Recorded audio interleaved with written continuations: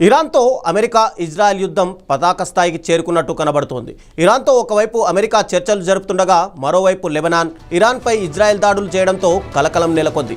అమెరికాతో చర్చలను నిలిపేసినట్టు ప్రకటించిన ఇరాన్ అరబ్ దేశాల్లోని అమెరికా స్థావరాలపై డ్రోన్లు మిసైళ్లతో దాడికి పాల్పడింది. కువైట్లోని ఇంటర్నేషనల్ ఎయిర్పోర్ట్ పైన డ్రోన్తో దాడి చేసింది. ఈ ఘటనలో ఒక భారతీయుడు చనిపోయాడని 63 మంది గాయపడ్డారని విమానాశ్రయ అధికారులు వెల్లడించారు.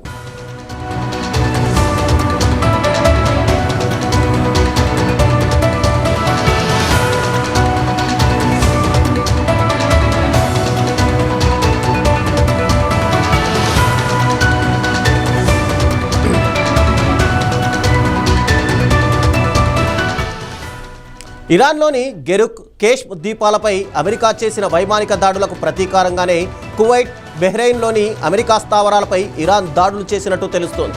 అయితే తాము అమెరికా స్థావరాలపైనే దాడులు చేశామని, కువైట్ ఎయిర్పోర్ట్ పైన చేయలేదని ఇరాన్ ప్రకటించింది. పౌరులపై దాడులకు తాము వ్యతిరేకమని, ఆ పని అమెరికా చేస్తోందని తెలిపారు. ఎయిర్పోర్ట్పై దాడి చేసి ఆ నెపాన్ని తమపై నెట్టేందుకు ప్రయత్నిస్తోందని అమెరికాపై ఇరాన్ ఆరోపించింది.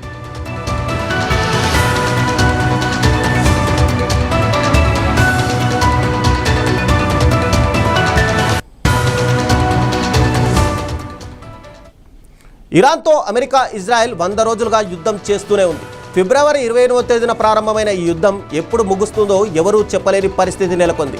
అమెరికా ఇజ్రాయెల్ చేసిన డ్రోన్, మిసైల్ దాడులకు ఇరాన్ ధీటైన జవాబిచ్చింది. హార్ముజ్ జలసంధిని ఇరాన్ దిగ్బంధించింది. ప్రపంచవ్యాప్తంగా అన్ని దేశాలకు జరుగుతున్న చమురు, ఎరువులు, ఇతర సరుకు రవాణాలో ఈ జలసంధి నుంచే 20% వెళ్తోంది. హార్ముజ్ను ఇరాన్ దిగ్బంధించడంతో ప్రపంచవ్యాప్తంగా చమురు ధరలు భారీగా పెరిగాయి. హార్ముజ్ దారిని తెరుస్తారంటూ అమెరికా తన సైన్యాన్ని ఆ జలసంధికి పంపించారు. రెండు పక్షాలు దిగ్బంధించడంతో ప్రపంచ దేశాల్లో ఆహాకారాలు నెలకొన్నాయి. అన్ని దేశాల ఒత్తిడితో అమెరికా అధ్యక్షుడు ట్రంప్ యుద్ధ విరామాన్ని ప్రకటించారు. చర్చల ద్వారా సమస్యను పరిష్కరించుకుందామన్నారు. కానీ ఇజ్రాయెల్ అధ్యక్షుడు నెతన్యాహు ఇరాన్, లెబనాన్పై దాడులను ఆపకపోవడంతో చర్చల్లో ప్రతిష్టంభన నెలకొంది.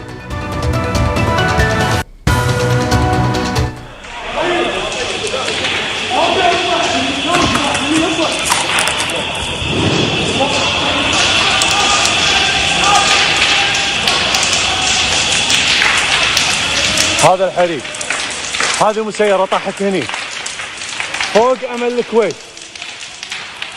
هذا